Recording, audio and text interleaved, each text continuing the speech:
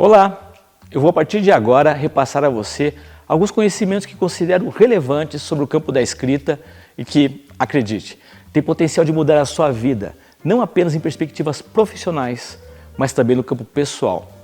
Porque a leitura e a escrita promovem realmente transformações bastante significativas, capazes de revolucionar nossa forma de ver o mundo, de atuar diante das circunstâncias, de nos posicionar frente a todo tipo de situação.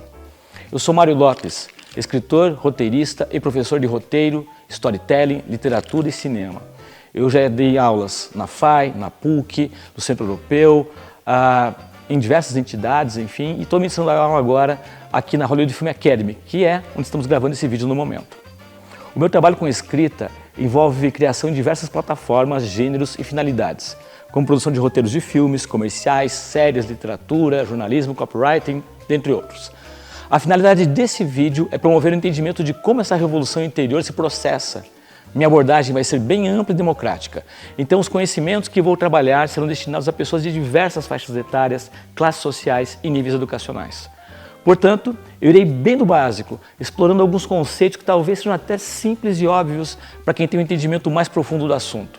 Porém, o mais importante será refletir sobre o quanto esses conceitos são praticados, pois saber e não fazer não é saber. Veja só, é muito difícil conhecer alguém que desmereça a importância da leitura. Mas isso vai das pessoas em geral boas leitoras? Bom, via de regra, muito pouca gente na prática dá a devida importância ao chamado hábito de ler.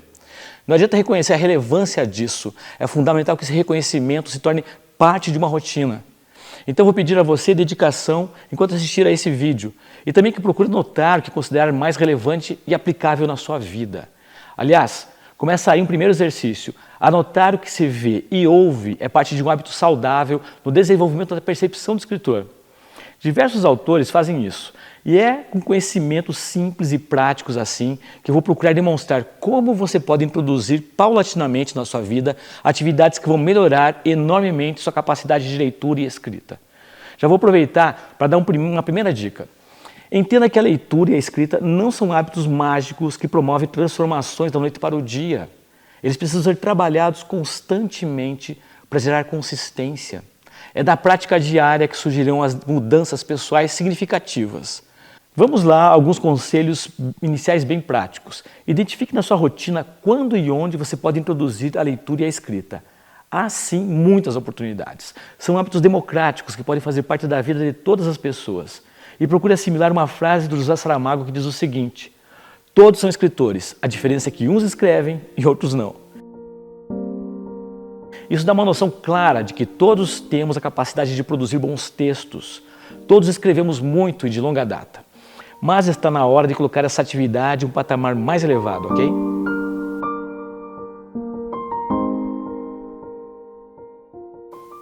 Antes de se tornar um bom escritor, é preciso que alguém que almeja a posição de autor seja um bom leitor.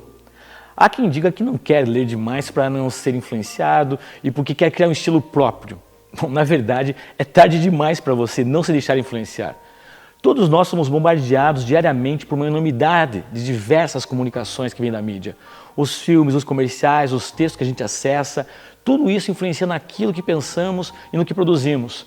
Então, ou você passa a adotar a leitura como um hábito para escrever melhor, ou vai se deixar influenciar pela comunicação que já orbita o seu cotidiano e que, via de regra, não é de qualidade, posto que não é arte, é trivialidade. Então a leitura pode entrar nas nossas vidas como uma forma de nutrição intelectual e sensorial também. Eu posso aprender a me inspirar com ela, posso alterar e melhorar a minha sensibilidade, o meu entendimento das palavras, das motivações pessoais, dos tipos humanos, da história e da minha própria vida. Veja, a leitura é como abastecer sua memória e sua criatividade com um bom combustível. É um exercício para o intelecto. E é preciso entender, antes de mais nada, que a leitura é um hábito master. O hábito master é aquele como atividade física. Você começa a praticar e vai percebendo dia após dia uma mudança consistente em todos os campos da sua vida. Ainda nesse paralelo da atividade física, perceba que quem a pratica muda a sua alimentação, pois é preciso comer adequadamente para ter uma boa performance e um bom resultado na nutrição muscular. Evitar maus hábitos, pois tem de moderar no álcool e evitar as drogas. Você muda a sua rotina, pois precisa dormir mais cedo para poupar as próprias energias. Enfim, Há um efeito cascata de mudanças que se irradia por praticamente todos os campos da sua vida. O mesmo ocorre com a leitura. Quem lê fica mais atento e crítico com o mundo à sua volta e quanto a si mesmo. Se torna mais capacitado a interpretar os fatos que acontecem em sua vida, fica mais sensível, mais comunicativo, mais apto a enfrentar desafios, porque muitas vezes aquelas histórias lidas servirão como um simulacro da realidade, ou seja, o leitor se tornou capaz de entrar em dramas pessoais e sair deles com segurança, deixando também mais capacitado a entender como gerenciar as próprias crises pessoais. A transformação pessoal pela escrita, pela cultura e pelas artes pode ser testemunhada em diversas histórias de vida reais. Temos, por exemplo, o caso do François Truffaut.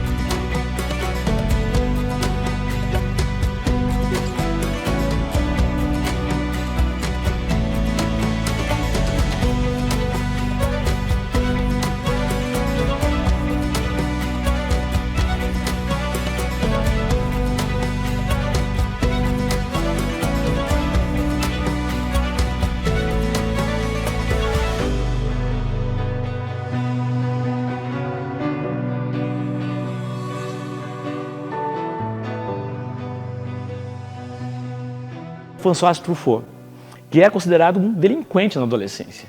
Ele teve sua história pessoal revolucionada a partir do momento em que passou a se dedicar a ler e a estudar o cinema. Foi assim que ele se tornou um dos maiores cineastas da história. Talvez diga para você que esse é um caso de exceção, mas não é.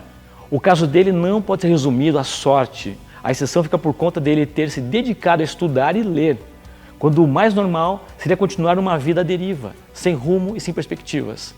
Haverá quem aponte para você pessoas que não se deram bem, mesmo sendo estudiosas e letradas. Só que aí sim trata-se de caso de exceção. Muitas pessoas apontam essas exceções e afirmam que são regras para desestimular os outros, porque suas vidas são medíocres e querem que você seja medíocre também. Então não se deixe levar. A leitura é fundamental não só para sermos bons escritores, mas também para vivermos uma vida com significado, pois ela nos ajuda a refletir e irmos mais longe em nossa percepção de mundo. Já a escrita é a manifestação pessoal da nossa identidade, de nossas experiências e da nossa criatividade. É quando eu transbordo algo que quero compartilhar, que considero importante não só para mim mesmo, mas também para o mundo. É um exercício a princípio ególatra, mas que é sim generoso, porque quando eu considero que há algo de valor que eu preciso comunicar, eu levo adiante. Há 3 campos que a escrita promove em especial: a comunicabilidade, o desenvolvimento pessoal e o autoconhecimento. Vamos começar pela comunicabilidade.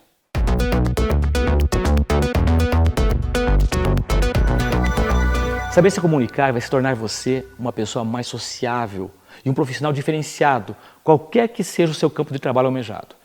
As pessoas sabem se comunicar porque fazem isso cotidianamente, mas quem sabe se comunicar com precisão vai mais longe. E para isso é indispensável o domínio das palavras, pois são elas as peças essenciais de qualquer discurso.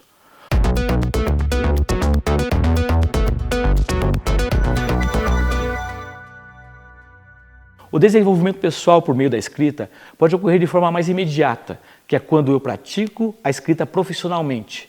Mas também pode ocorrer de maneira indireta, ou seja, ao escrever eu aprendo a me desempenhar melhor nas relações familiares e em diversas atividades do cotidiano, porque essa atividade estimula a minha autoconfiança, já que quem escreve pratica um exercício de manifestação da própria identidade.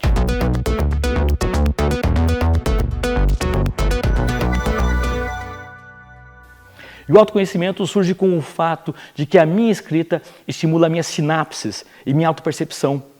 Ao externar meus pensamentos, eu descubro como realmente penso. Ao compartilhar minhas impressões de mundo, eu me percebo capaz de entender como elas são de fato.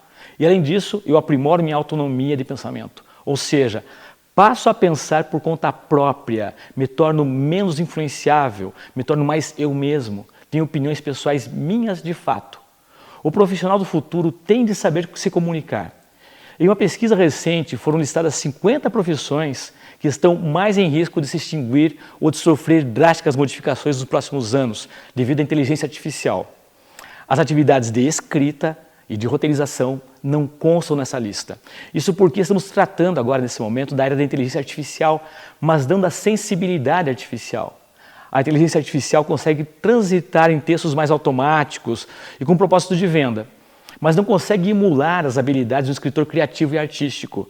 É possível que isso aconteça no futuro? Sim, é possível. Mas quando isso ocorrer, tenha certeza de que daí todas as profissões estarão em xeque. Então, talvez essa seja a última fronteira, quando uma máquina se tornar Shakespeare. Quando isso acontecer, ela, a máquina, terá se tornado mais humana do que nós humanos. Indiferente ao quanto é provável esse destino para a humanidade, o fato é que as consequências do cotidiano com as leituras e a escrita se irradiam para todos os campos da vida e da existência. Você terá mais criatividade e uma vida mais estimulante. Eu costumo dizer que a arte existe para tornar a vida mais viva. Com ela, nós saímos de um certo estado vegetativo, de um piloto automático e passamos a viver, a criar e a interagir com o mundo de forma mais significativa. Seguir o rastro dos escritores, de quem já fez bem feito, é uma ótima estratégia para saber como se sair bem no nosso campo de interesse. Então é preciso rastrear os hábitos e as características dos grandes escritores para entender o que os tornou diferenciados, especiais e talentosos. Uma dessas características que fica mais flagrante é a coragem. Tanto é que os grandes escritores escapam muito daquele estereótipo simplista que todo mundo conhece, aquela coisa do escritor solitário, trancado no seu quarto, no seu escritório, produzindo dia e noite uma máquina de escrever num computador. Parte significativa dos grandes escritores corresponde a pessoas aventureiras. Cervantes era um duelista e um herói de guerra. O mesmo vale para Luís de Camões, para Hemingway. E eles não são exemplos isolados. Os escritores acumulam experiências de vida, porque elas abastecem sua capacidade de descrever com autoridade, com conhecimento de causa. E escrever é sim um ato de coragem. Você manifesta suas opiniões, sua alma. Você se desnuda e sabe que poderá ser amado ou odiado por essa ousadia. Então a principal coragem começa por você enfrentar o medo da crítica. Mas se até Shakespeare foi criticado, então o que você acha que tem de tão especial que irá conquistar a unanimidade absoluta? Ao escrever, esteja aberto, preparado e consciente de que as críticas virão. Então, coragem. Como dizia Woody Allen, o cineasta que mais concorreu ao Oscar de melhor roteiro em todos os tempos, talento é importante, mas a coragem é mais importante ainda. A produtividade é outra característica essencial. Grandes escritores não obtiveram um êxito tendo grandes intenções, eles escreveram de fato. Talvez você conheça alguém que tem um projeto de primeiro livro que nunca saiu do papel, ou pior, que nunca nem sequer começou a escrever. Talvez você próprio seja essa pessoa. O fato é que ficar só nas intenções é muito frustrante. Você precisa da prática para materializar o seu produto intelectual. Mais uma característica importante: os grandes escritores tinham consciência do aspecto transformador do conhecimento em suas vidas. A autora Charlotte Brontë tem um livro intitulado Geniais, que é sobre uma jovem que perde tudo e fica realmente em condição de rua, fica à deriva, desabrigada e apenas com a roupa do corpo. Os leitores se comovem com a história dela, mas parece que nós temos sempre uma segurança ali, que é o fato de a protagonista ser uma pessoa dotada de uma certa educação e conhecimento que geram uma espécie de fortaleza interior. É uma riqueza invisível, mas que a distingue e torna algo similar em outros tipos de histórias e livros, como Grandes Esperanças, do autor Charles Dickens. Temos aí no livro um jovem que vive em condições bastante modestas e que acaba recebendo o financiamento de uma pessoa anônima para ele se tornar um cavalheiro, ou seja, sua educação passa a ser paga por alguém misterioso na história. A partir do momento em que a comunidade no entorno dele, do personagem, sabe que ele receberá uma educação formal superior, todos passam a tratá-lo com distinção. E outra característica dos autores é o superpoder da empatia. Jane Austen foi uma grande autora de romances sem nunca ter de fato amado alguém. Ela tinha a capacidade de falar com propriedade de algo que eles conheciam na prática, porque conheciam no emocional.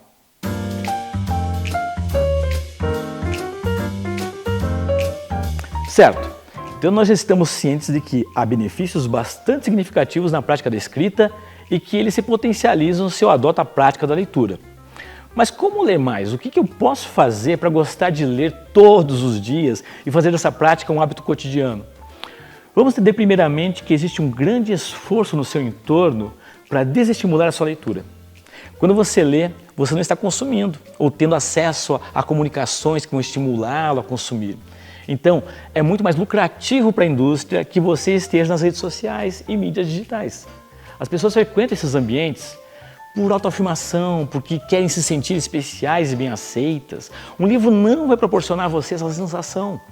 Temos uma multidão de viciados em endorfina, que são escravos dos estímulos cerebrais por conta do número de likes que recebem para uma foto do café da manhã ou de uma viagem que fizeram. Então, quem quer se tornar um verdadeiro bom leitor, não pode se deixar seduzir por essas pequenas recompensas. Tem de ser alguém focado em buscar grandes recompensas, sabendo que elas só virão a médio e longo prazo.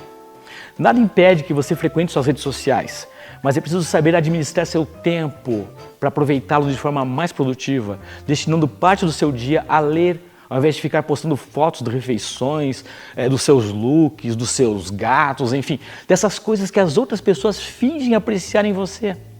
Lembre-se, nem você, nem ninguém precisa dessas adulações digitais. Elas são pequenos delírios de popularidade, são miragens da aceitação social. Você só será verdadeiramente respeitado e amado se tiver algo significativo a compartilhar com o mundo. E certamente não é a foto da sua viagem para a praia. Além desse desapego com o digital, e entenda-se que esse desvio também compreende ficar jogando em videogames e maratonando em séries, é preciso saber acessar as obras mais adequadas para você. Essa não é uma tarefa simples, porque ela envolve gosto pessoal e o seu estágio em termos de fluência e compreensão na leitura. Também a faixa etária vai exercer influência na sua forma de apreciação. Então, entenda que, por melhor que falem da Divina Comédia de Dante Alighieri, ela não é uma boa leitura de introdução. Aliás, ela vai desestimular você, caso você queira se aventurar na obra e se perca no rebuscamento, no linguajar poético, nas referências pouco acessíveis e tal. Então, caso você esteja ingressando no universo da leitura, não há problema nenhum em buscar best-sellers e obras de mais simples entendimento. Encare essa jornada como uma maratona que vai exigir uma gradação calculada. Ninguém começa nos esportes tornando de cara um triatleta. Comece com uma pequena caminhada, ou seja, busque leituras mais fáceis mesmo, faça até uma lista pesquisando antes os temas das obras e qual o seu grau de complexidade, começando das mais acessíveis e escalando para as mais desafiadoras. Encontre um momento no seu dia que seja uma boa oportunidade para ler. Então pode ser no ônibus, pode ser no momento antes de dormir, enfim. E faça desse momento uma situação prazerosa, ouvindo música ou mesmo tomando uma bebida que você gosta. Ao acessar a leitura, ao associar a leitura a situações prazerosas, seu cérebro vai ficar mais aberto a essa experiência e vai querer repeti-la mais e mais vezes.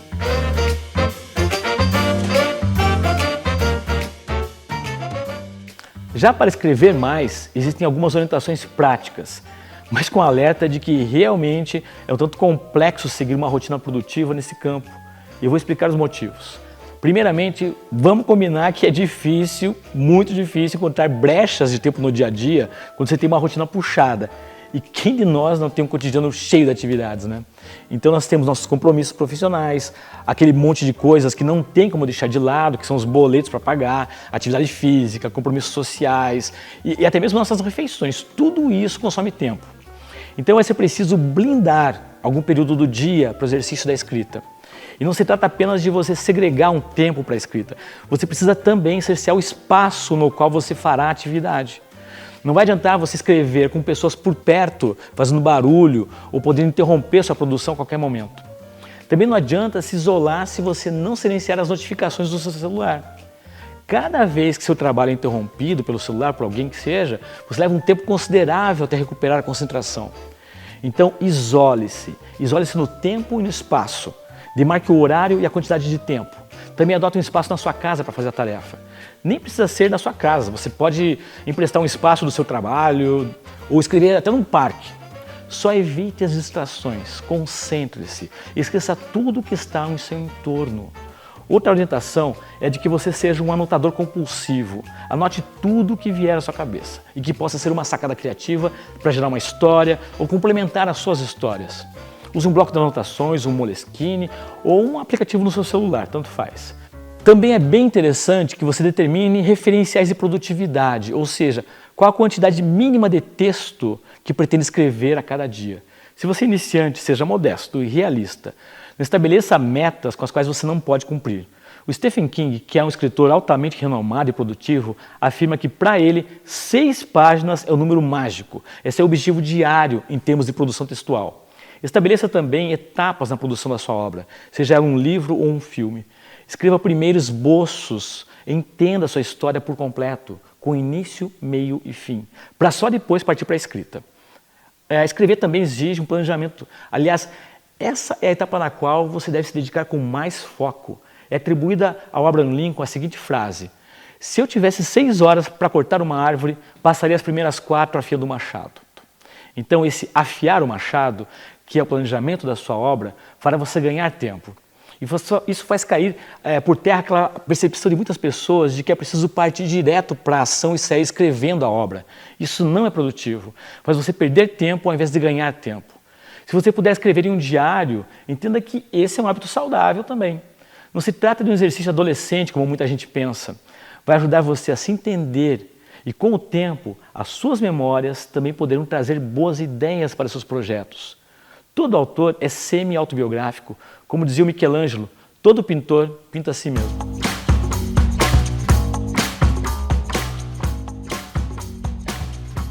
Existem as hard skills e as soft skills para todas as profissões. E é bom que você entenda o que significam essas hard skills e soft skills do campo criativo. Elas são habilidades almejadas, são os talentos e conhecimentos que você deve adquirir para exercer uma atividade com maestria. As hard skills se referem a habilidades específicas de cada área. Por exemplo, uma enfermeira, ela precisa entender de medicações, de procedimentos de urgência, de protocolos de entrada e saída de pacientes, enfim. Em outras palavras, são competências técnicas. Já as soft skills são habilidades relacionadas a emoções, percepções e traços da personalidade. Voltando ao exemplo da enfermeira, as soft skills da enfermeira poderiam ser exercitar a questão da empatia, saber se comunicar de forma pedagógica e afetiva, dominar a capacidade de se relacionar socialmente e desenvolver o afeto e a solidariedade. Você precisa entender quais são as hard skills e as soft skills da área da escrita na qual você atua. Se quer ser um jornalista, por exemplo, as suas hard skills poderão ser o domínio da gramática e da ortografia, o conhecimento de um outro idioma e o entendimento de quais são as etapas de construção de uma matéria investigativa. Já as soft skills correspondem à curiosidade, senso de observação e espírito investigativo. Como soft skills gerais na área da escrita, temos a sensibilidade e a empatia, a vontade de estar sempre aprendendo novos assuntos, a sede por conhecimento e o acúmulo de boas leituras e de boas referências, ou seja, a formação de um repertório vasto. Hoje é considerado que as soft skills são mais importantes do que as hard skills, e isso mesmo em áreas altamente técnicas como engenharia ou medicina. Veja, de nada adianta o dermatologista altamente especializado que tem fobia de se relacionar com pessoas, pois ele precisa tratar de pessoas. Do mesmo modo, um romancista caprichoso na produção de textos sem qualquer incorreção na língua portuguesa não terá êxito se não entender de motivações humanas, de vida, de sentimentos. Você poderá contratar um revisor para identificar equívocos de digitação ou ortografia, mas não poderá nunca contratar alguém para dar emoção à sua obra. É por isso que a escrita precisa ser encarada como um modo de vida, um estilo de vida. Isso porque você não exercita a empatia e as demais soft skills apenas quando está efetivamente escrevendo. Você vai precisar exercitar essas habilidades no seu cotidiano para saber transferir suas experiências para o papel, ou melhor, para a tela do seu programa, do computador, enfim, seja ele o Word, o aplicativo de roteirização e tal. Ser escritor é uma atividade de tempo integral. Você não bate ponto de entrada nem de saída. Enquanto você estiver vivendo, você estará assimilando conhecimentos e habilidades que aplicará na sua produção textual. Tem quem prefira abraçar uma atividade profissional que cubra as tais 8 horas diárias de expediente. Mas na escrita não é assim. Isso pode ser uma maldição ou uma bênção. E vai dar à medida a você de o quanto ama de fato escrever. Quem escrever é também um leitor e do mundo à sua volta, não só dos livros. E essa leitura não tem ponto final.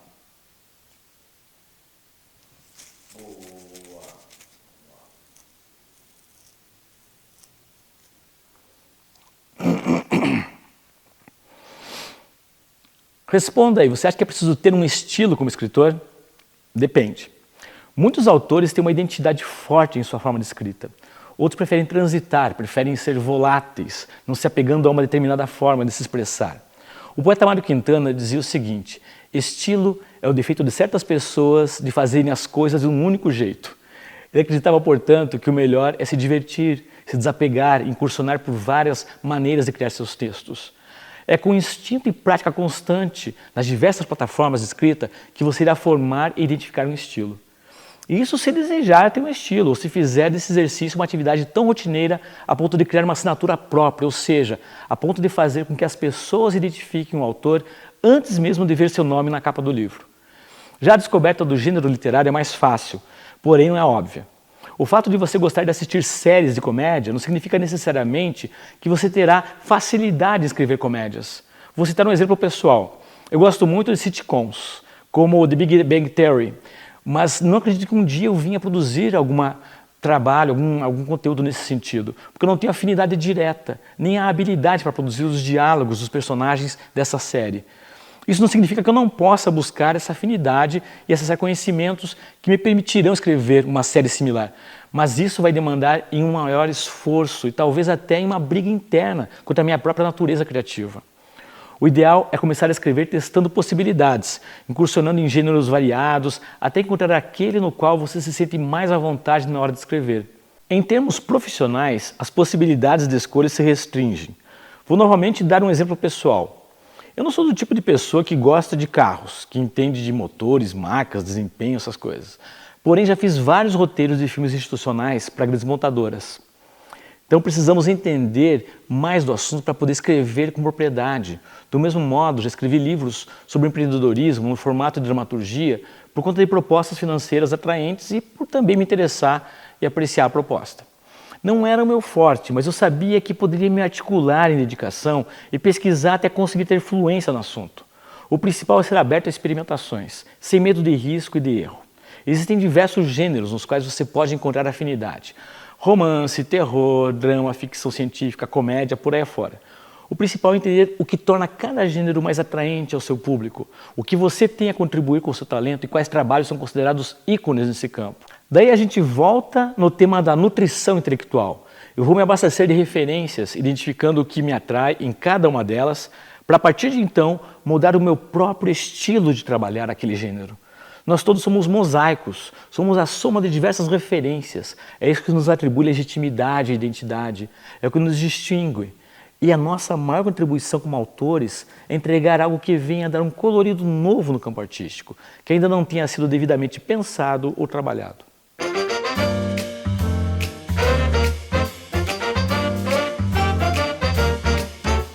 Cada campo da escrita tem seu mercado específico.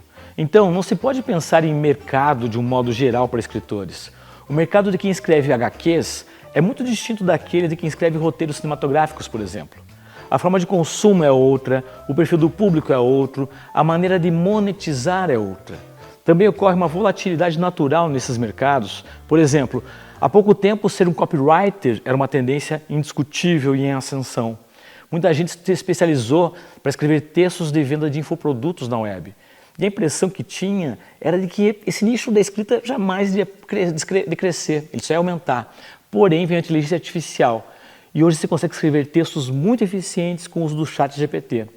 Mas o fato é que sempre haverá mercado para alguém que escreve bem. Mesmo na questão do copywriting, a IA terá suas limitações e será necessário contratar um profissional humano para textos que saiam do padrão. O mais importante é que você entenda e responda a si mesmo as seguintes questões. Em que tipo de escrita eu me saio melhor? E qual a necessidade das pessoas em adquirir esse tipo de conteúdo? Veja, essa segunda pergunta se refere ao mercado. A primeira diz respeito às suas afinidades. É preciso conciliar a área na qual você se sai bem e o campo onde o público encontra afinidade com sua criação. Ou seja, o que eu tenho a dar de melhor e que os outros querem receber. O que eu tenho a escrever que vai ter um mercado. Respondida essa questão, daí é você se esmerar e se aprimorar mais e mais a ponto de se tornar alguém quase insubstituível. Um cuidado importante, não faltarão pessoas querendo desanimar você na carreira como escritor, em especial se você tem ambições na área artística. Vou dar um exemplo aqui. Quando começou a pandemia, eu percebi que o meu mercado maior, que era o de roteiros para filmes corporativos, iria declinar bastante. porque não seria possível ter atores e pessoas interagindo em estúdios e outros cenários. Com isso, eu escrevi um livro de contos sobre a pandemia, pois me sobrou tempo para isso. Certo dia, nós convidamos um casal de amigos para almoçar e eles vieram quando souberam daí do meu livro, né, e quiseram conversar sobre isso. Bom, o casal se manifestou da seguinte forma. Ele desenhou o meu trabalho e falou o seguinte, assim, olhando por cima dos óculos e tal. Isso que está fazendo para mim é obsoleto. E garantindo que ninguém ia ler, né, porque ninguém mais lê livros hoje em dia. E a esposa dele ainda fez eco e afirmou o seguinte, que nunca me viu lendo um livro. Eu poderia rebater afirmando que os maiores bilionários são leitores vorazes e que nunca vi essa amiga trabalhando, mesmo a conhecendo há mais de uma década. Ou seja, o fato dela nunca ter me visto lendo não significava que eu não lia. Mas duas lições eu tomei dali. Uma é de que eu precisaria realmente ter autoconfiança para escrever. E a outra, que precisaria analisar o que havia sido dito de verdade naquilo que eles comentaram naquele almoço.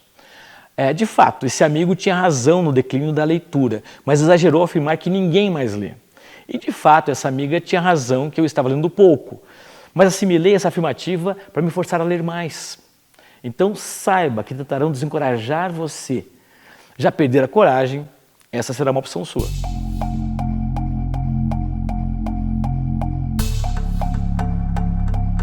Todo trabalho criativo na área da escrita terá suas fases próprias de desenvolvimento. Mas eu vou discorrer agora sobre as etapas que são inevitáveis e que deverão contar com a sua atenção. Qualquer que seja o seu campo de produção textual, ela sempre terá essas fases que eu vou mencionar agora. A fase inicial corresponde ao brainstorming, que significa tempestade de ideias. É quando você deve disparar todo tipo de proposta criativa, escrevendo toda e qualquer ideia que vier à sua cabeça. Essa etapa fica muito facilitada se você parte de algum assunto de interesse. Se você está fazendo um comercial de um produto, por exemplo, o assunto é o próprio produto. Então eu tenho de investigar suas vantagens, sua forma de uso e suas promessas para só então começar a disparar minhas ideias. Então o processo de pesquisa é também muito importante. Criar não é simplesmente esperar pela inspiração, acreditar que ela simplesmente cairá do céu. Você precisará ir atrás da sua ideia. E esse ir atrás corresponde por pesquisa, por investigação, e a pesquisa também vai acionar o seu SAR. SAR significa Sistema de Ativação Reticular. Vou explicar o que significa melhor isso com um exemplo. Vamos pegar um casal que está dormindo tranquilamente em seu quarto, sendo que seu apartamento fica no segundo andar do centro da cidade, uma cidade grande. Lá fora passam carros e ônibus, um casal briga falando alto no apartamento de cima, tem uma cantoria no bar da esquina, mas nada disso é capaz de acordar o casal. De repente, o som bem baixinho de um choro de um bebê no quarto ao lado faz eles acordarem instantaneamente e pular da cama. Como é que o balbucio do filho com alguns poucos meses de idade foi tão mais poderoso que toda a barulheira de um grande centro urbano? Outro exemplo, alguém está viajando de carro e de repente percebe que está com fome. A pessoa olha para frente e, coincidentemente, percebe uma placa sinalizando um posto de combustível com um restaurante a apenas 2 quilômetros. A pessoa acha que foi uma grande de uma sorte, só que ela não percebeu que havia passado por diversas outras placas e restaurantes ao longo da estrada. Só foi perceber aquela do posto de combustível porque surgiu a necessidade, ou seja, em ambos os casos foi acionado o SAR, Sistema de Ativação Reticular. Ele cria uma espécie de radar que destaca tudo ao seu redor que diz respeito ao seu interesse direto, seja em som, imagem ou até mesmo em aroma. Então, se você tem um tema de interesse que está muito ativo na sua mente, o SAR vai ajudar você a encontrar elementos para a sua criação. E eles podem surgir até mesmo em sonhos. Outro grande colaborador com o seu processo criativo é o flow. Também vou explicar o que é o flow agora com um exemplo, tá? Lembra quando você era criança, que a sua mãe bravejava lá gritando assim, que era a última vez que eu te chamo para almoçar, menino? Só que você não havia ouvido nem a penúltima vez, nem a antepenúltima vez que ela falou isso, porque você estava tão envolvido com a sua brincadeira que você não ouvia aquilo. Pois então isso é flow, é você estar dentro de um fluxo criativo que elimina todo o universo ao redor, deixando você livre para interagir com a sua única forma de interesse, a sua criação.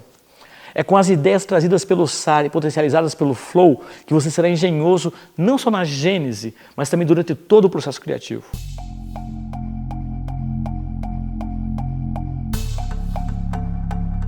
O talento não é algo estanque, tá? Também não vale aquela frase, assim, aquela afirmativa de que ou você nasce com talento ou você não tem talento. Talento faz a gente lembrar da fábula da lebre e da tartaruga. A lebre é o talentoso por natureza, a tartaruga é o resiliente por natureza. Enquanto a lebre se acomoda com o que ganhou de graça, a tartaruga dá o seu melhor, surpreendendo e superando a sua rival. Então, se você tem talento, parabéns. Só entenda que não é o que basta. E se você considera que não tem talento, parabéns pela sua humildade. Só não deixe que ela trave o seu processo de escrita. Ele precisa ser aprimorado e exercitado dia após dia. Mas quais são as formas de aprimorar o próprio talento? Há várias, mas vamos às principais. Faça cursos, em especial, logicamente, os ligados ao campo da escrita criativa. Mas é claro, seja seletivo na escolha e saiba que não adianta nada você estudar e não botar a mão na massa. Aprende-se muito na prática, então esqueça a ideia de que um certificado vai transformar você em um escritor. Adote uma rotina criativa, e isso pode ocorrer de vários modos. O cantor David Byrne, que era vocalista de uma banda chamada Talking Heads, uma banda nova-iorquina, ele disse certa vez que adotava o transporte coletivo porque era uma forma de ter contato com as pessoas e assim poder pensar de forma mais humana e original. Isso é interessante no campo da música, porque você poderá observar, via de regra, que os compositores, em especial no rock, vão se tornando menos produtivos e criativos ao longo do tempo.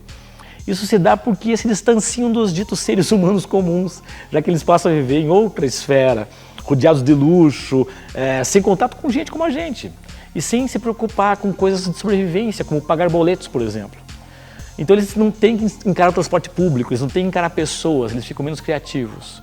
Observe os sinais ao seu redor também, que eles são importantes. Eles poderão indicar que você está no caminho certo. Se a produção dos seus textos está gerando comentários e solicitações de trabalhos de produção textual, isso é sinal claro de que as coisas estão indo muito bem. Às vezes, esses sinais podem ser mais domésticos e mais discretos, como pessoas da sua família pedindo para que você escreva um texto em homenagem a um parente que vai estar de aniversário, por exemplo. Mas não deixem de ser sinais.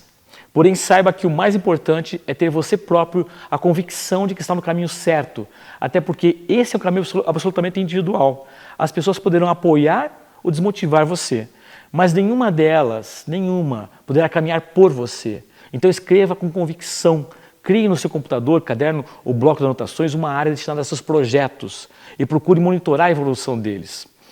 É preciso saber identificar se você está avançando ou parado. Aliás, se você está parado, a verdade é que você está retrocedendo. Quando você pratica a escrita, você turbina sua memória, sua sensorialidade, sua capacidade de interpretar, traduzir e ressignificar o mundo e a vida. Quando você está parado, você está deixando seus neurônios preguiçosos. Cuide para que isso não aconteça de jeito nenhum, ok?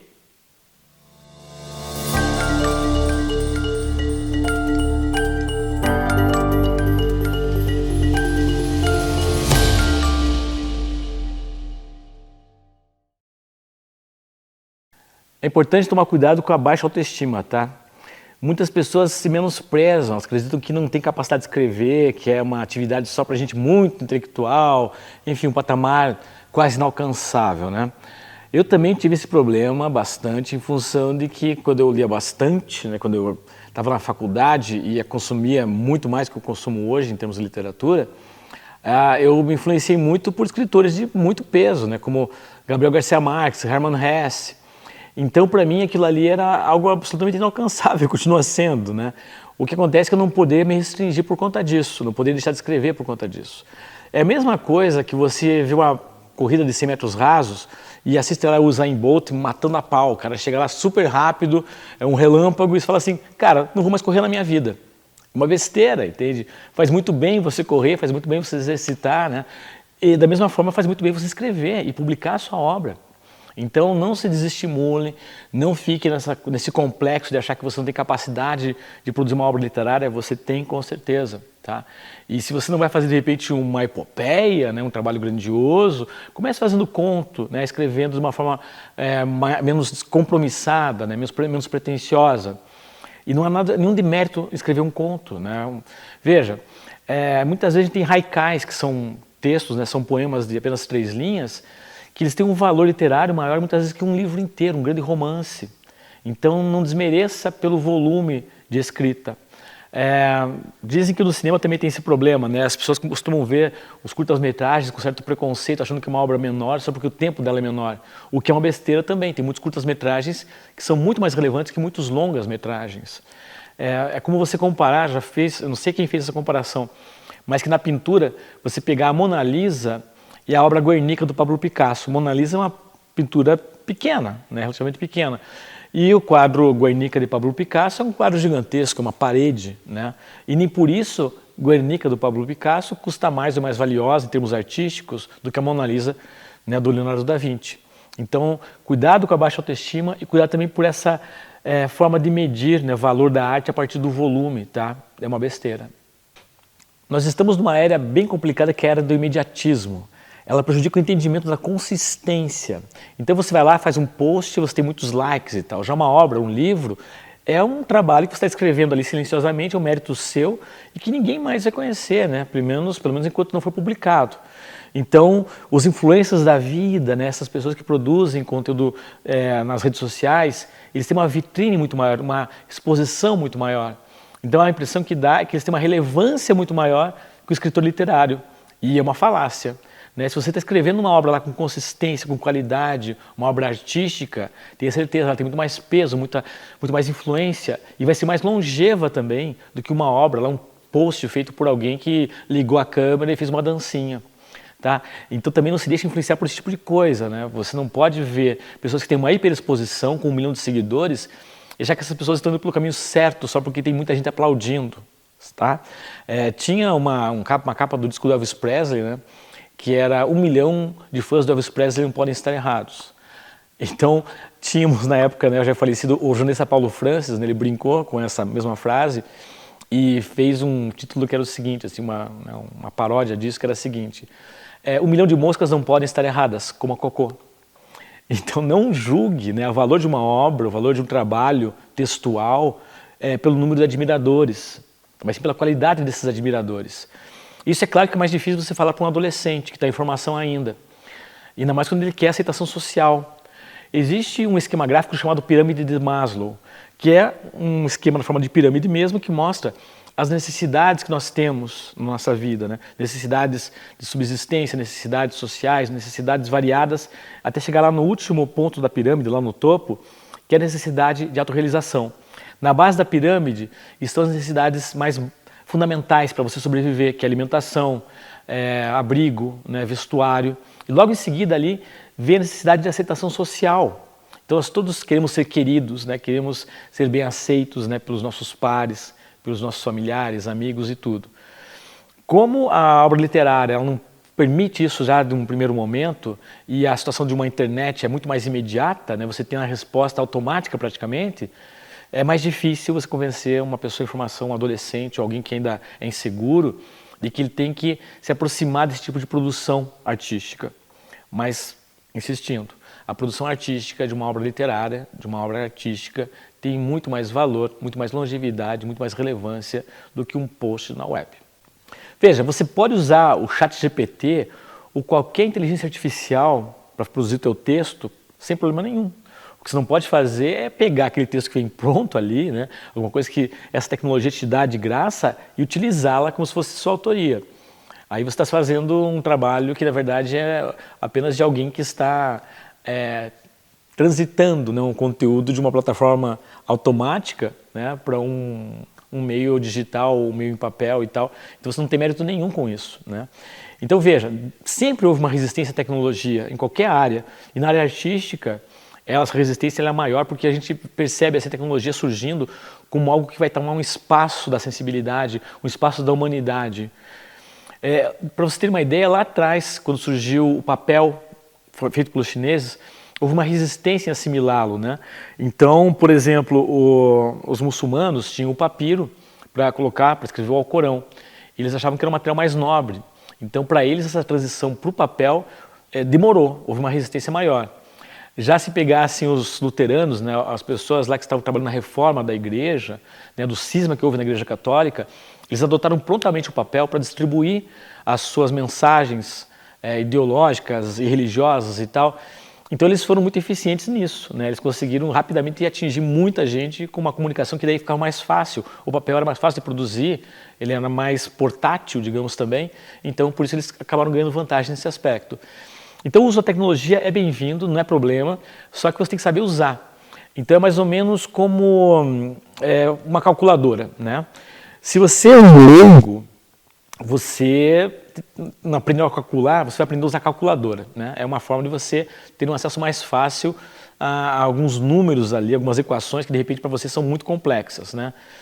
Se você pegar um engenheiro, muitas vezes o cara não precisa nem de calculadora, mas ele sabe calcular. Então o que acontece? Você pode ter uma equipe de leigos com você, cada um com sua calculadora e as calculadoras mais avançadas do mundo, que vocês não vão saber fazer os cálculos de uma ponte, para construir uma ponte. Já um engenheiro pode nem ter a calculadora e ele sabe fazer os cálculos para isso. Essa é a diferença, entende? Então, se você é um autor de qualidade, vai ser uma ferramenta para você, vai ter trazer informações. Um chat GPT, uma tecnologia como essa, uma inteligência artificial. Mas você vai usá-la como um suporte, como um apoio, não é um protagonista nunca, né? Já uma pessoa que ela não entende de escrita, que ela não tem qualidade de escrita, cara, você pode jogar a maior tecnologia do mundo para ele, que ele vai usar de forma incorreta. Entendem essa diferença? Isso fica mais claro? Então percebam, a tecnologia é bem-vinda, não é problemática nesse aspecto, você pode ter lá um coautor nesse aspecto até, você pode ter alguém assim que seja uma tecnologia que ela te ajude, seja um suporte, traga informações relevantes para a sua obra, né? Quase alguém que está dobrando com você, fazendo uma dupla ali, uma aspas coautoria nesse aspecto. Mas calculadamente, sem fazer com que isso se torne um trabalho no qual você se ofusca, né? O autor não pode se deixar influenciar de tal forma que a tecnologia tome a sua posição, tome o seu mérito, né? Você sempre tem que estar à frente nesse sentido. Entenda que a imaginação é um super sentido, é o mais importante dos sentidos. Vamos ver como é que a gente prova isso?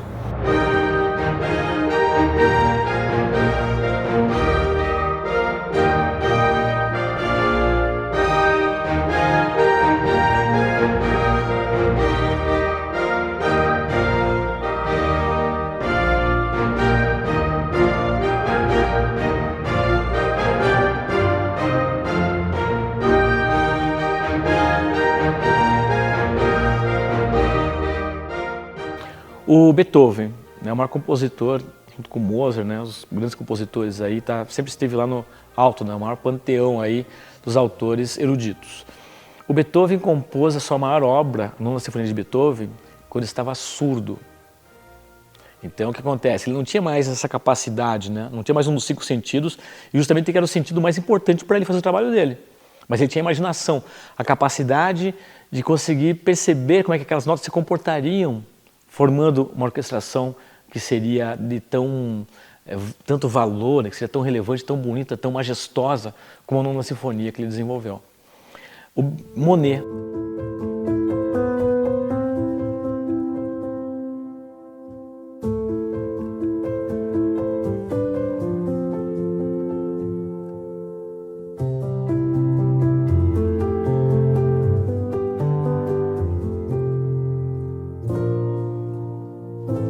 Claude Monet, quando estava ficando cego, achava-se que ele ia parar de pintar, mas ele não, queria continuar o exercício dele, né? Continuou pintando. Existem fotógrafos cegos. Então o que a gente percebe é o seguinte, você pode perder seus sentidos, né? Nós temos nossos 5, mas a imaginação consegue compensá-los ou até superá-los. Veja, um Beethoven sem audição é muito superior em composição, foi muito superior em composição do que autores diversos com o melhor dos ouvidos possível, com o ouvido absoluto. Então a imaginação é um superpoder e não há arte nenhuma que estimule mais a imaginação do que a leitura. Então pela literatura você consegue absorver ali experiências de vida, consegue ter que imaginar situações, personagens, consegue imaginar sentimentos. Então toda essa emulação de emoções, de circunstâncias, elas fazem com que o seu cérebro seja turbinado e você esteja estimulando a sua imaginação, que é um super, ultra sentido. Então, não perceba só a questão do trabalho, né, de literatura, de escrita, como algo funcional. Quando você está exercitando esse tipo de atividade, você está exercitando diversas habilidades simultaneamente. E a literatura promove isso, uma hiperestimulação da imaginação. A partir daí, muita coisa pode ser desenvolvida na sua vida, né?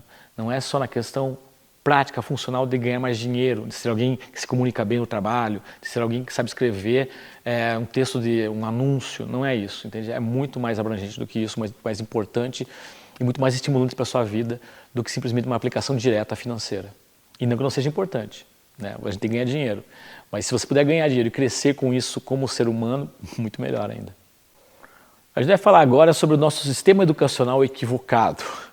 É um assunto meio melindroso, porque todos nós temos uma certa dívida com as escolas, com nossos mestres, obviamente, né? Eles foram importantes, são importantes.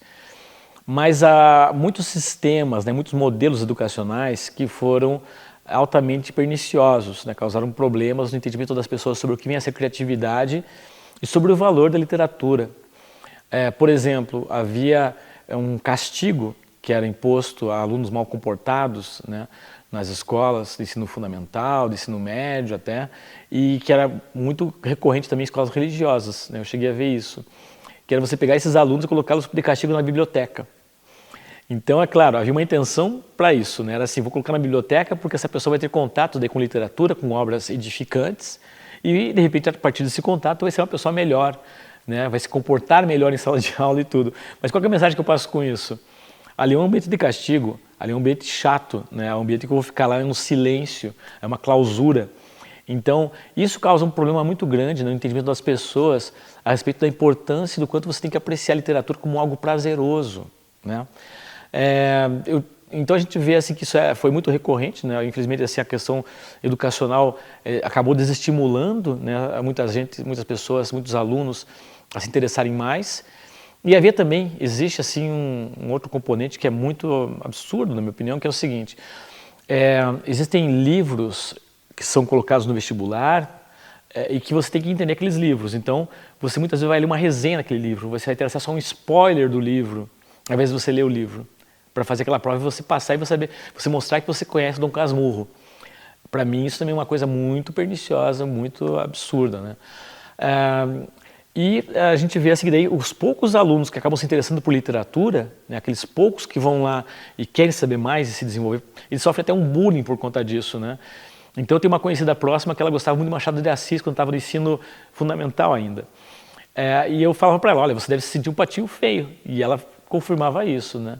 Era uma pessoa que era vista com um certo cuidado, assim, com um certo distanciamento pelos demais alunos, porque ela era estranha, né? Ela gostava de literatura de qualidade, então não combinava isso. Muitas vezes a gente tem acesso à literatura por uma questão de sorte mesmo, né? Eu mesmo tive aí uma situação muito privilegiada, meus pais gostavam muito, né, de ler, a gente vinha para Curitiba, morava no interior, vinha para Curitiba, eles compravam livros aqui, e voltávamos, né? E daí eu vi os livros deles e queria ler. Lia livros adultos, inclusive, porque na verdade eles não percebiam que estavam me estimulando, né? Curioso isso, né? Eles não me compravam muitas vezes livros, mas como tinha lá os livros que eles liam, me interessava, eu pegava para ler também. Então aquilo foi um estímulo um tanto quanto indireto e inconsciente, mas aconteceu. E o que a gente tem que ver é o seguinte, assim, que a gente vai ter alguns acessos à literatura que são às vezes um tanto quanto ao acaso, né? Eu mesmo, assim, quando eu vim morar para Curitiba, com 16 anos de idade, comecei a estudar para o vestibular e morava num pensionato. Mas havia uma situação de frequentar a Biblioteca Pública do Paraná, porque era um local mais isolado e silencioso para você estudar. Então eu ia lá de tarde, ficava naquele ambiente, mas por ter contato com os livros, aquilo me estimulava também, eu acabava lendo bastante, acabava emprestando muitos livros, né? Então a biblioteca para mim foi sempre um local muito valioso nesse aspecto, tive sorte também nisso. Mas veja, sempre é tempo, né? Quando a gente fala assim, no meu passado eu li bastante, puxa vida, que legal, mas assim, o que eu estou fazendo no momento presente? E sempre é tempo de você ler mais e mais e mais, né? Não é um limitador assim, puxa, passei de tal idade para isso. Não existe uma idade para você se tornar um bom leitor. Existe uma questão de experiência interessante aí, de uma artista americana, que prova pra gente que sempre é tempo de você ser um bom escritor ou um bom leitor, ou as duas coisas. Ou qualquer arte, você pode praticar bem qualquer arte em qualquer tempo. Felizmente não tem essa questão do esportista, né, que você chega a uma certa idade e você tem que se aposentar. Na arte você pode praticar pela vida inteira. Tem uma artista chamada Vovó Moses.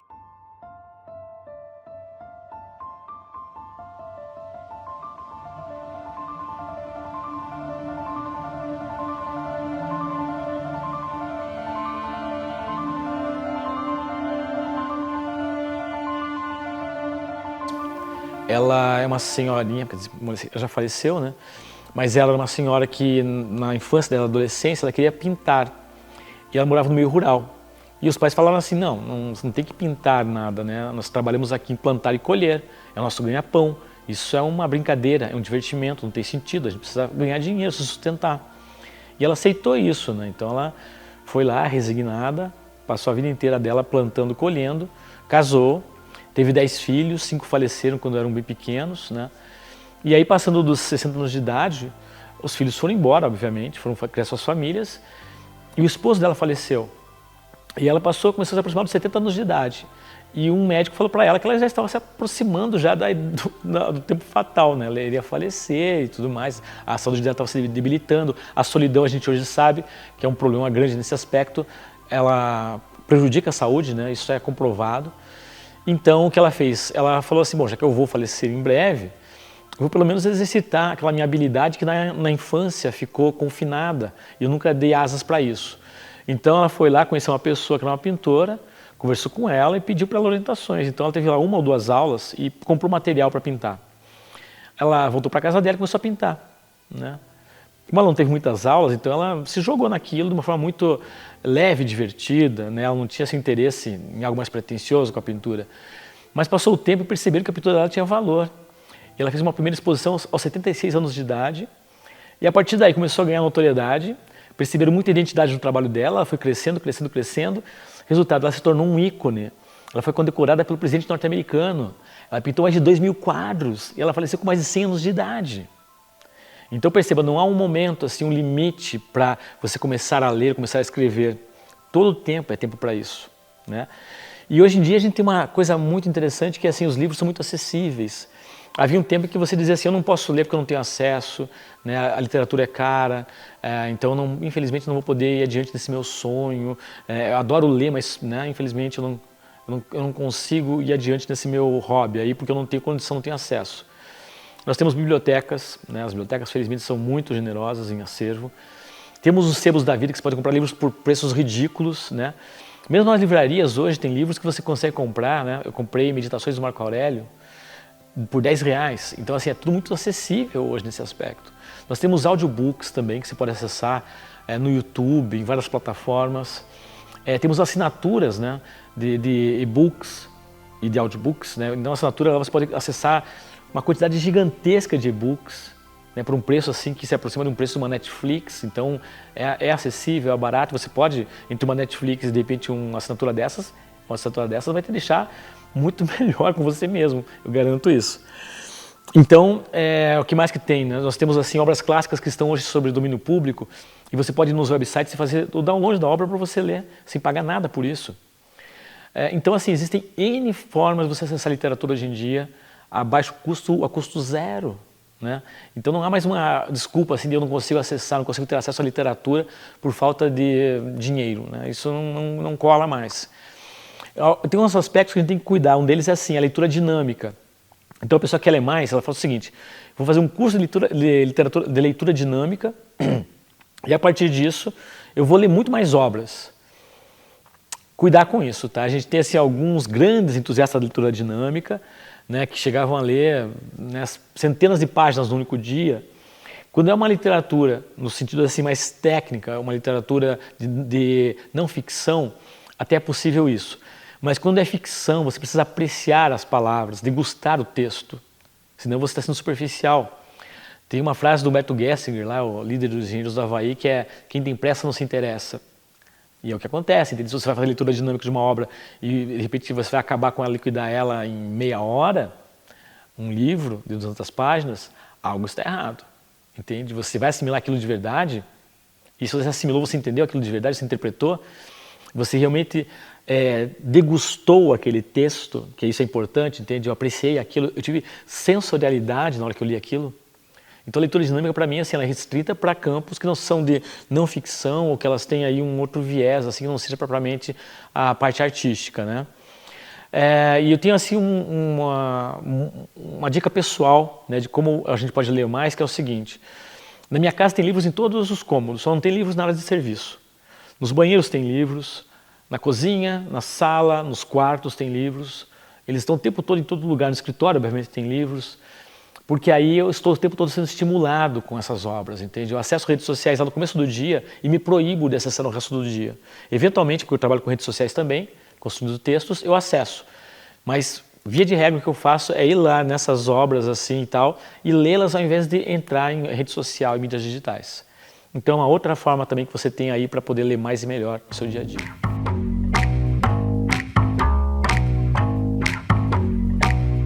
Quer saber um exercício muito simples, muito cotidiano e que está sempre na sua mão para você fazer no dia a dia de melhora da sua escrita? Olha que coisa mais simples, né? Os aplicativos de conversação. A gente vai lá, escreve e coloca um emoji. Ou a gente está escrevendo ali e de repente coloca abreviações, né? Às vezes vai escrever cadê você, cadê VC, aquelas coisinhas da gente ganhar a velocidade no dia a dia que é tão puxado para a gente. Então a gente abrevia, a gente não coloca pontuação. A gente faz essas formas aí de tornar a comunicação muito mais telegráfica, né? Eu escrevi aquilo ali, joguei, pronto, né? A pessoa vai entender do outro lado e aqui me basta, né? Eu não estou me importando com a minha escrita, estou me importando que o outro simplesmente pegue a informação, assimile aquilo e faça o que eu estou precisando que ele faça. Se você escrever corretamente ali, né? Nesses aplicativos, sejam eles WhatsApp, Telegram ou outro, né? Você vai estar exercitando no dia a dia a ortografia, a gramática, a concordância verbal, né, as regências, tudo. Então é muito interessante, sabe? Eu recomendo extremamente isso. Eu tenho um zelo quando escrevo meus textos, as pessoas sabem disso, né? Eu coloco a pontuação corretinha, eu tenho esse capricho, entende? Então, ali eu estou exercitando isso, né? É uma forma muito simples, muito corriqueira, muito banal, mas que eu garanto para você que vai dar uma elevada, considerável na capacidade de escrever com qualidade. Existem duas habilidades que são muito interessantes no ambiente da escrita e que essas eu acho que vale por todas, né? Que são as mais importantes e as que fazem você evoluir constantemente na sua carreira e na sua vida, né? Uma delas é você ser pago para aprender, isso realmente é muito estimulante, até porque a gente deveria aprender como uma questão prazerosa para a vida, né? A gente associa aprender a esforço, a cansaço, né, você estar extenuado com aquilo, né, a algo que não é propriamente divertido, interessante, estimulante, prazeroso, né? Mas aprender é muito interessante, muito bom para a vida, para tudo. E há um outro ponto assim que também é muito interessante, que é algo atribuído muito ao ator, e tem razão quanto a isso, né? É atribuído ao ator de fato, que é você poder viver várias vidas sem sair da sua própria vida.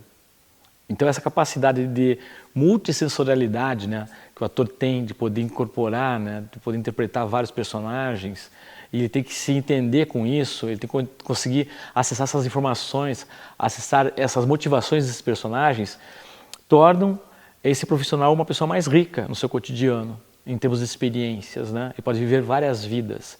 E o escritor também tem isso de forma até potencializada, porque cada obra que ele escreve são várias vidas que ele constituiu ali. Então, se ele escreve com qualidade de verdade, se ele teve afinco nessa busca por entender esses personagens, ele vai ser uma pessoa muito mais empática, uma pessoa muito mais experiente, uma pessoa muito mais sábia, né? Se você pegar os grandes autores, aí isso extrapola, né? Fyodor Dostoiévski, por exemplo, a capacidade de escrever, de construir pessoas, personagens, é tão grande que você acaba a obra tendo certeza que esses personagens existiram de verdade, que não é só uma questão ficcional que surgiu da imaginação de uma pessoa muito inteligente, muito sensível. Então entender os personagens, poder viver esses personagens da minha obra é um exercício muito estimulante e também muito enriquecedor. Quando a gente fala na questão de você adotar um gênero ou alguns gêneros para você criar a sua obra dramatúrgica, né, a sua peça de teatro, seu livro, seu filme e tal, entenda-se o seguinte: você pode durante a vida transitar por vários gêneros, né, e vai ter uma mudança de apreciação desses gêneros ao longo da sua vida. Se de repente na infância, no meu caso, eu gostava muito de sci-fi, eu cresci com Star Wars, isso mudou com o tempo, eu passei a gostar mais de drama, de outras áreas, de outros gêneros, né? De realismo fantástico do Gabriel Garcia Marques. Então existe um amadurecimento e uma mudança natural nos gêneros que nós apreciamos. Isso é plenamente aceitável, não há nenhum problema, não há uma deturpação, não há uma deturpação do seu ser por fazer isso, entende? É natural e é saudável. O Stephen King, por exemplo, a gente costuma associá-lo à escrita de terror. Mas não é só nisso que se calca a dramaturgia do Stephen King, né? Ele faz dramas diversos, né? Ele transita por várias áreas. Obviamente que essa polivalência tem um certo limite, né?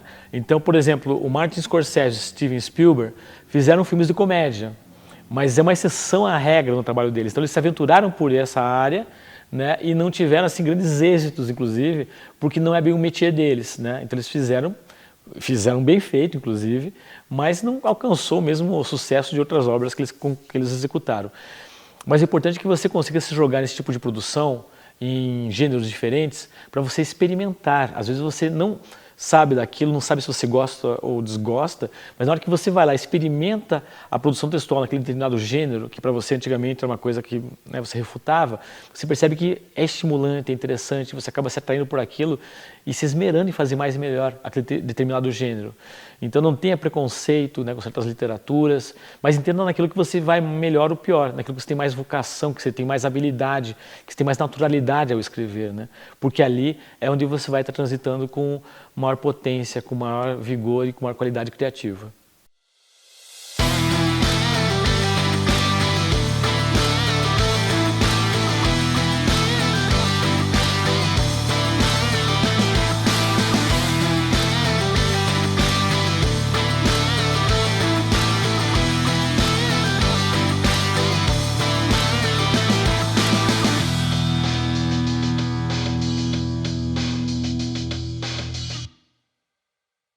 Quando a gente fala em musculatura, a gente pensa muito na questão física, né? Mas também existe a chamada musculatura intelectual, que é o quanto você exercitou seu cérebro, sua memória, o quanto você leu obras diversas e tal.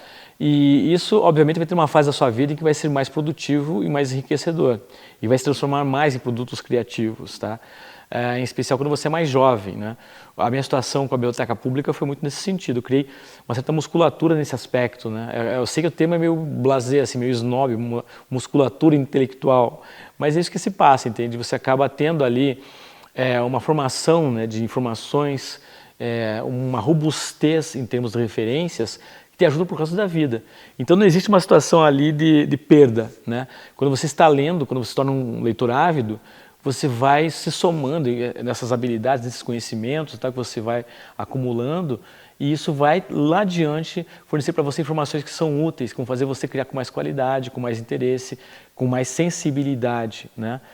E não se perde essa musculatura intelectual, né? Você tem ali pessoas que eu conheço assim que, puxa, né, leram bastante durante uma determinada época da vida, pararam de ler depois por algum motivo, né? Porque você acaba tendo, né, diversas situações na sua vida que acabam complicando isso mesmo, né? Você cresce, você tem profissão, vem os filhos, então você acaba lendo menos.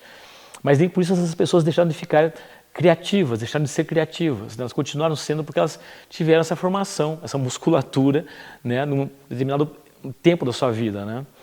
Uma questão que tem que cuidar, assim, é que elas não podem ser imediatistas com relação ao seu mercado, tá? Quando a gente fala em mercado, a gente pensa muitos leitores, muitas pessoas acessando o seu produto, né? E existe um mercado que é o mercado mais interno, que é aquele mercado onde você atua, assim, por exemplo, na área audiovisual, né? Você é um fornecedor, um roteirista, você tem pessoas ali que orbitam aquele universo que vão indicar você. Então esse mercado específico lá no qual você atua, com o tempo vai ficar melhor, mais favorável a você a partir do momento que você começa a produzir mais e melhor. E o mercado, que são as pessoas, em geral, que são os consumidores, de uma forma mais ampla, os leitores, isso é com o tempo, não é uma coisa da noite para o dia. Mas entenda-se o seguinte, hoje em dia a gente tem muito mais condições de fazer nosso trabalho ecoar, nosso trabalho repercutir, nosso trabalho ser divulgado do que antigamente. Com as redes sociais é muito mais fácil isso, né? Eu posso chegar lá e fazer posts sobre o meu livro, eu posso fazer lives falando sobre esse livro, eu posso fazer vídeos, né? E essas são ferramentas que eu mesmo utilizei para fazer lançamento dos meus livros. Então é muito mais acessível hoje, você tem muito mais vitrine, muito mais espaço, muito mais alcance do que era possível antigamente. E você não fica nem refém das editoras. Refém é uma palavra meio pesada, mas assim, você não fica dependendo, né? Você não fica assim, eu não posso lançar meu livro se não tiver uma editora. Você pode sim, pode ser uma obra que você consiga publicar aí por conta própria, né? Você vai lá, vai ter que usar seus recursos e tudo mais, mas consegue fazer uma edição mais limitada, né, em número de exemplares, consegue divulgar pelas redes sociais, consegue ser lido, né? Então há muitas vantagens hoje em dia nesse sentido. Então o mercado, ele existe, né? Você vai criar de repente seu próprio mercado com o tempo, mas não pode ser imediatista, não existe uma explosão, né? Você tem ali alguns casos na literatura, né, que são, né, pessoas que conseguem fazer uma obra, sei lá, Harry Potter, que de repente, uau, vira uma sensação, né? Mas é um caso de extrema exceção à regra, né? A grande maioria vai ter que ralar muito, né, vai ter que formar público, plateia, leitores, ao longo de algumas publicações, para só assim acabar sendo reconhecido, divulgado, lido por mais pessoas. Agora responda rápido, você acha que o escritor deve escrever todos os dias? Que deve ser uma pessoa tão disciplinada que dia sim, dia também, e outro dia também, ele escreve, ele está sempre produzindo. Tem uma polêmica em cima disso, tá? Existem alguns autores, alguns escritores que fazem isso, mas alguns acham que é necessário você dar uma pausa, né? Nós temos aí uma diferença em termos de percepção, até com dois artistas que eu queria mencionar, que são o Charlie Parker e o Domenico De Masi. Charlie Parker, né, também conhecido como Bird, era um jazzista, né, um grande musicista, e ele falava o seguinte: se você abandona seu instrumento por um dia, ele te abandona por uma semana. Se você abandona seu instrumento por uma semana, ele te abandona por um mês. Ou seja, se eu deixei de praticar, meu amigo, eu estou perdendo habilidades e esse instrumento vai se vingar, entende? Então, se eu tenho lá, né, meu hábito da escrita ocorrendo uma vez por semana, né, eu tenho uma coisa mais de pausas maiores, eu não vou ter uma cumplicidade, né, do meu software lá de formatação de roteiro ou do meu Word, né? Eu vou acabar tendo assim uma situação de uma certa animosidade ali assim com os meus equipamentos, eles não vão ser favoráveis a mim, né? A inspiração vai ser mais difícil, eu vou ter que me esforçar mais, eu não vou ter material criativo para expor com facilidade. O Domenico De Masi achava o seguinte, ele acha que você tem que fazer pausas sim. Ele tem um livro chamado O Ócio Criativo, no qual ele coloca que você tem que fazer alguns intervalos na produtividade para que você possa criar com mais qualidade. Mas qual que é o ponto aí? Você pode ter um ócio que também seja ligado a artes, né? Então eu não vou fazer nada de repente, não vou produzir nenhum texto, mas que legal se eu for a um teatro, se eu for a um cinema, se eu for a um show. Eu estou me nutrindo ainda assim, estou me divertindo, estou relaxando, mas também estou assimilando.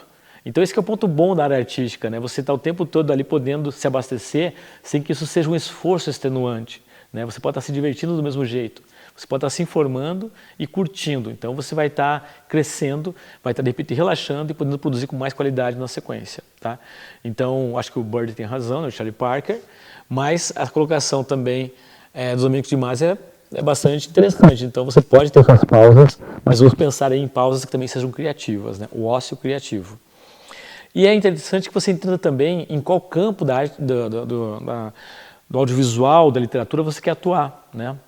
Você pode ter ali uma situação de fugir da realidade, né? Ou de buscar a realidade, né? Você pode ter assim uma busca pela arte, pelo entretenimento, ou pelo documentário, pela não ficção, né? São campos distintos, né? O artístico tem mais liberdade. Se você vai para a arte, por exemplo, você tem que se prender muitas vezes à pedagogia, né? Você pode ter filmes ou pode ter livros que sejam complexos e que as pessoas talvez não entendam, né? Então, James Joyce era um cara muito difícil de acessar, né? Para pegar um exemplo. David Lynch no cinema também era um cara muito complicado, que às vezes ele não queria fazer sentido nenhum. Então a arte permite isso. Já sem entretenimento não, você vai ter que ser mais pedagógico e tudo mais, vai ter que se fazer entender, porque você quer conquistar uma plateia grande, um lastro de público considerável. Já a realidade, né, o documentário, a não ficção, aí é um outro campo mais à parte, mas que também pode atrair teu interesse, né? Você pode ser um autor que escreve ficção e não ficção, né? Mas sabendo que há distinções grandes. Então quando você vai para a realidade mesmo, né, para o campo aí da literatura, seja ela mais científica, mais motivacional, você vai ter uma busca por pesquisa maior, né? Mas aí que a gente tem que pensar o seguinte, assim, qual que é a diferença entre arte e entretenimento? A gente falou de uma delas, né, que é pedagogia, mas existe uma diferença que seja mais consistente, né, que você possa bater o olho e falar assim, essa aqui é uma obra artística, essa aqui é uma obra de entretenimento. Só pedagogia não basta, tá? Tem um outro atributo que é mais forte. E vamos ver qual que é esse atributo, né? Tem um autor chamado Walter Benjamin, que ele falou o seguinte, a concentração permite que a alma entre na obra, já a diversão permite que a obra entre na alma. Qual que é o ponto aqui interessante? Eu acho um conceito muito exemplar, muito esperto, muito inteligente. Se é uma obra de arte, eu vou ter que entrar naquele trabalho, poder interpretá-lo, degustá-lo, e a partir desse entendimento, dessa minha sensibilidade, eu trago para mim a informação e saio enriquecido com isso. Já se é entretenimento, essa obra vai entrar na minha alma. Eu não vou estar o tempo todo tentando dissecar informações ou me esforçando para ter uma sensibilidade maior, nem nada.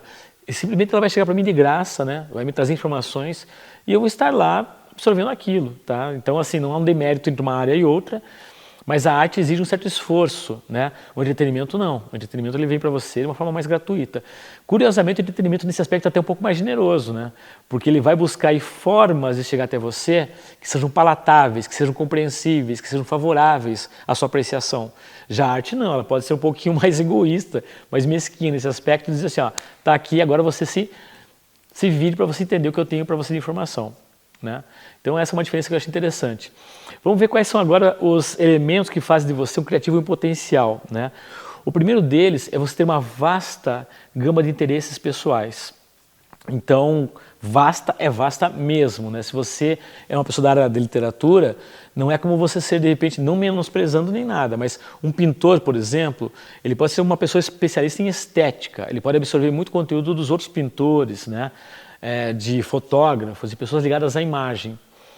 O escritor não, ele tem que absorver várias artes, porque a obra artística literária é uma obra multicultural, é uma obra multissensorial. Então eu descrevo ali numa obra aromas, né? O Patrick Süskind, por exemplo, com o perfume, quando você lê, você acha que o livro é fétido, né? Porque ele descreve ali como é que era a sujeira, né? Naquelas ruas da Idade Média, como é que as pessoas se livravam dos seus dejetos, né? Nas calçadas, na rua mesmo, e aquilo você vai lendo e vai ter, né? Vai ter enojando muitas vezes. É a intenção dele fazer aquilo.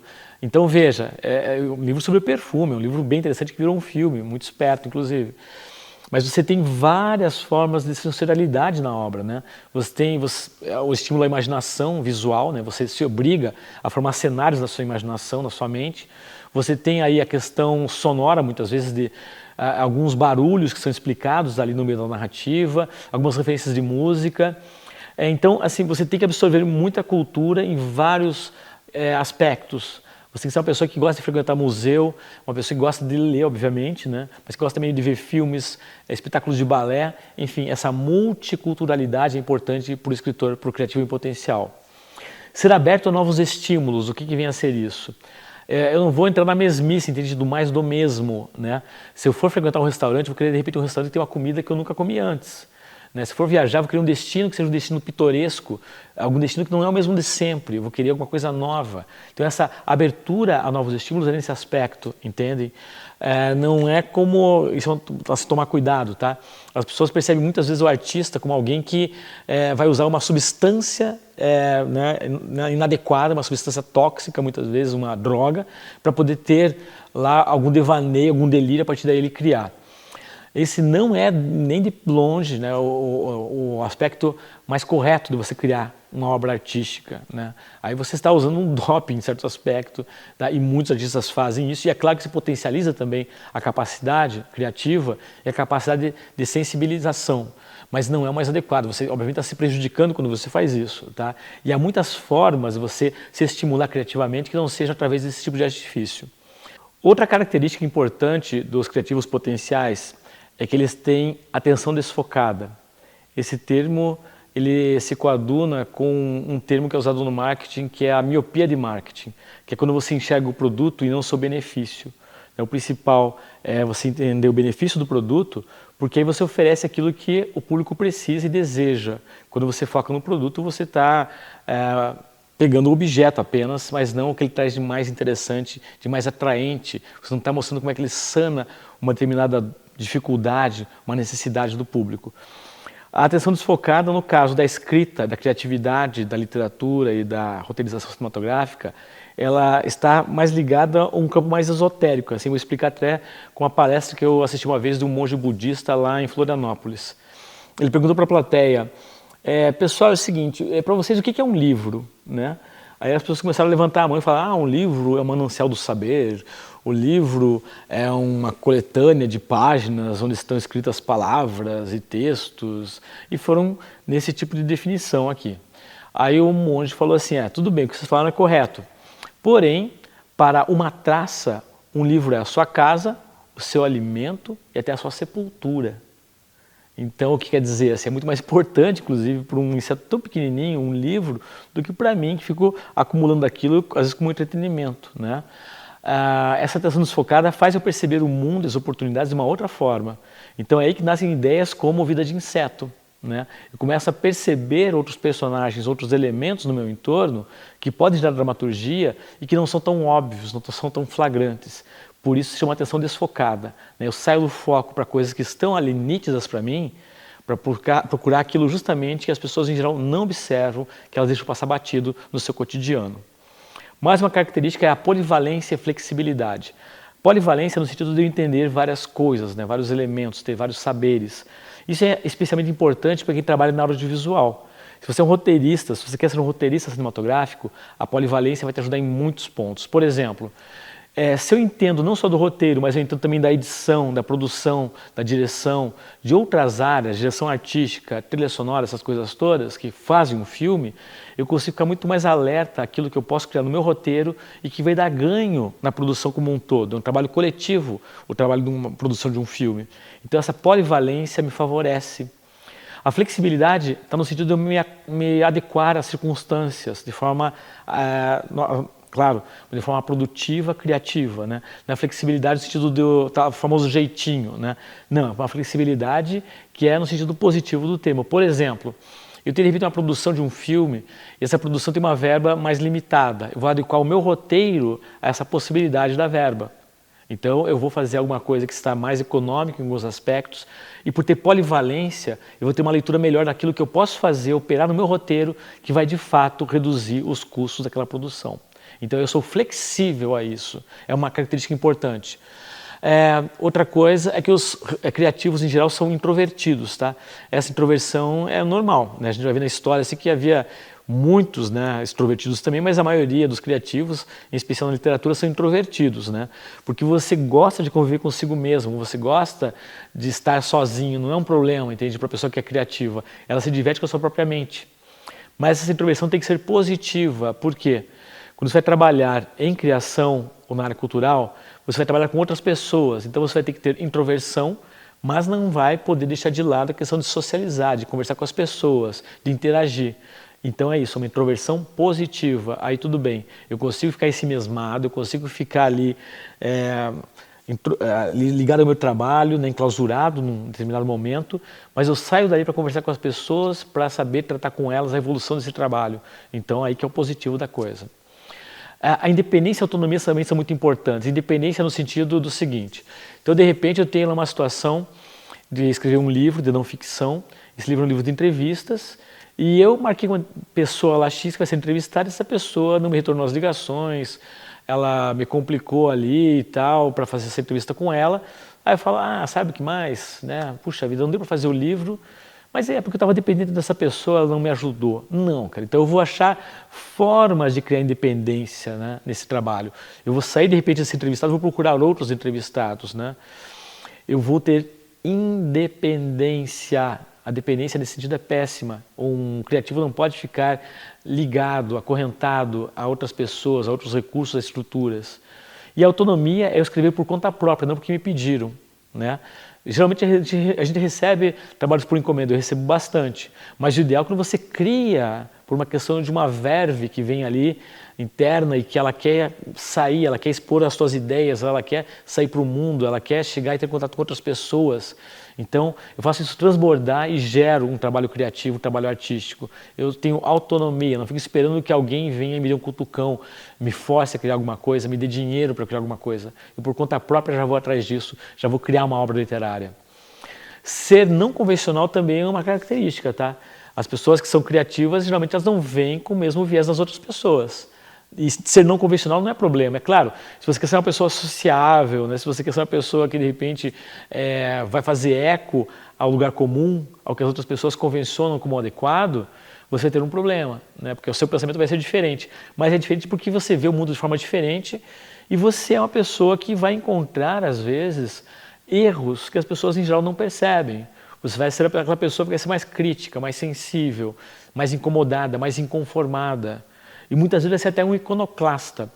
Iconoclasta é um termo que surgiu da reforma clerical e da reforma da igreja, né, que quando houve o cisma, né, que a igreja católica se dividiu, que surgiu daí o luteranismo e tudo, houve um grupo lá de pessoas que seguiam a Bíblia de uma forma mais literal, assim, que eram um tanto quanto mais radicais, e que elas percebiam que aquelas estátuas que estavam na igreja eram um problema, você idolatrar estátuas, né? Como tinha lá o bezerro de ouro no caso de Moisés, então você idolatrar estátuas é um equívoco, elas não estão ali sendo Jesus Cristo, sendo um santo, são representações, então quando eu me ajoelho diante de uma estátua dessas, é uma heresia, né?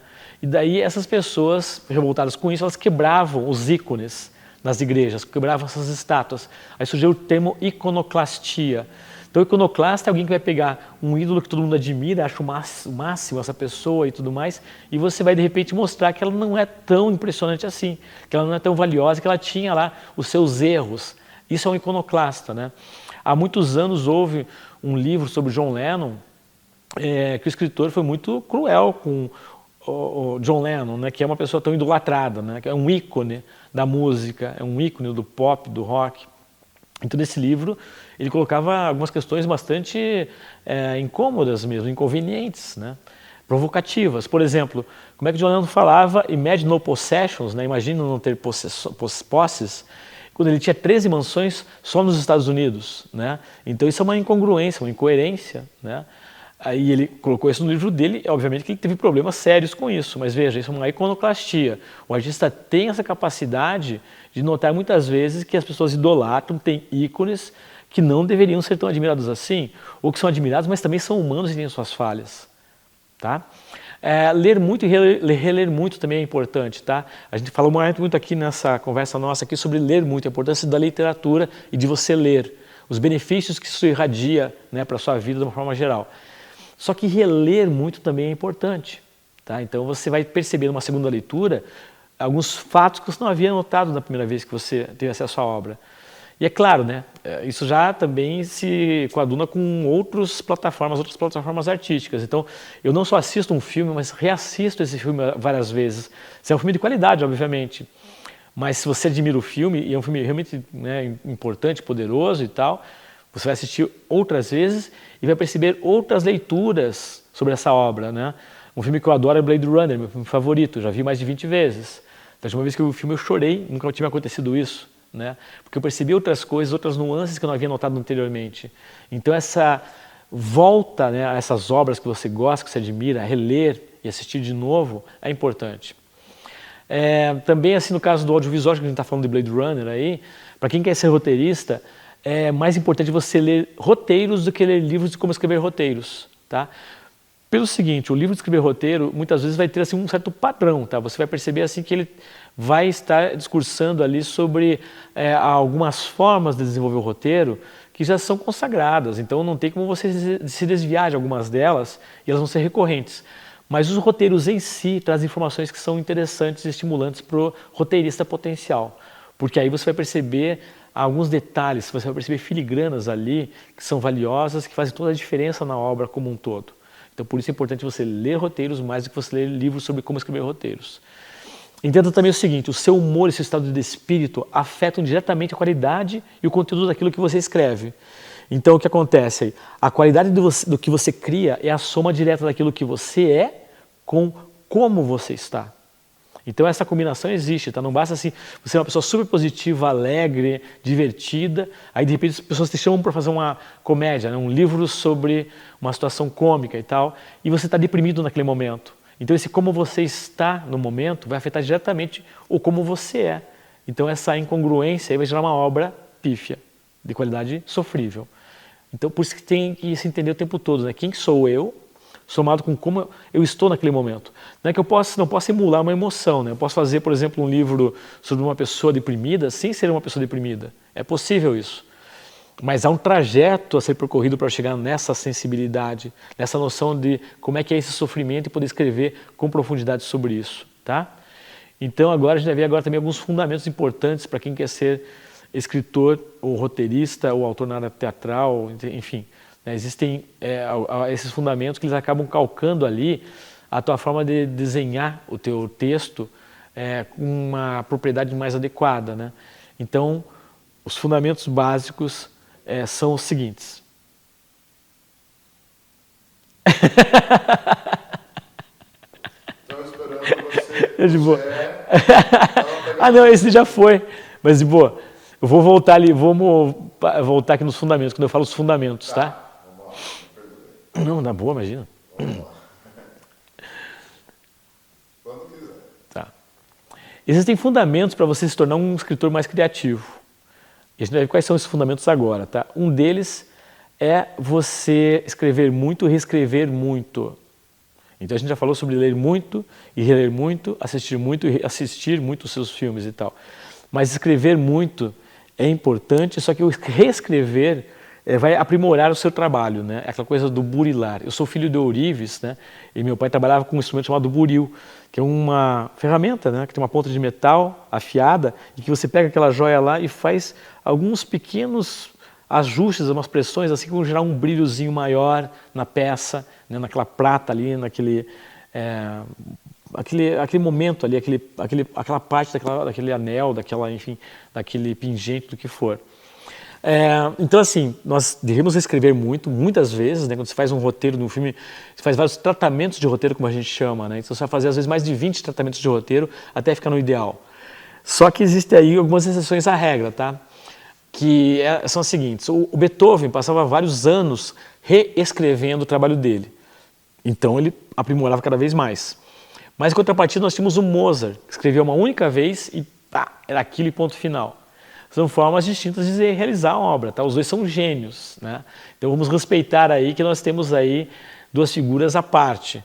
Mas o Mozart, no patamar que ele estava, ele tinha todo o direito. Ele fazia a obra daquela forma, seria genial e ponto final, e era assim, né? Então a gente tem que entender assim que existem exceções à regra, mas é numa outra plataforma, num outro patamar.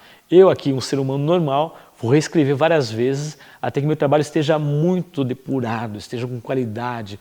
Eu note assim que não tem mais erros de ortografia ou gramática, que ele está totalmente fluido, que ele tem personagens que são coerentes, que são humanos, que têm características estimulantes para o leitor. Aí sim eu fico satisfeito. Então esse trabalho de reescrever é importantíssimo.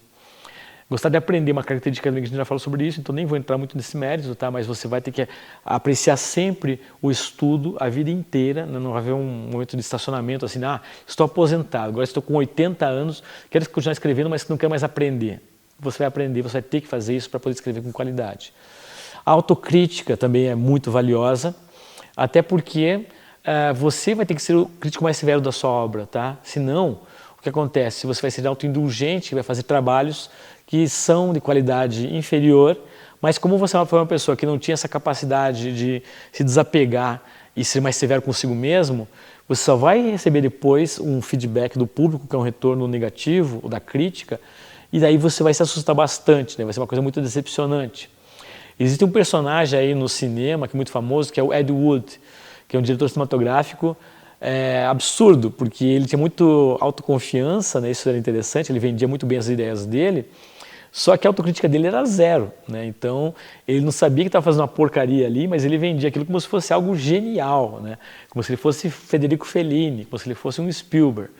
Então a falta de autocrítica dele gerou um problema grande. Se ele fosse um cara que tivesse autocrítica mais refinada, bem mais refinada, com a capacidade que ele tinha de vender os produtos dele, ele seria um cara soberbo, né? Ele seria um cara absolutamente bem-sucedido, né? Porque ele teria aí os dois pontos que são necessários para você produzir com qualidade, né? Você teria o acesso às ferramentas, aos empresários, aos investidores, que estariam o tempo todo financiando sua obra, e seria também alguém com crítica suficiente para fazer um trabalho de qualidade criativa e artística real. Ser criativo, obviamente, que é um atributo, mas não dá para entrar muito nele, porque ser criativo é commodity, ou seja, é o básico e essencial.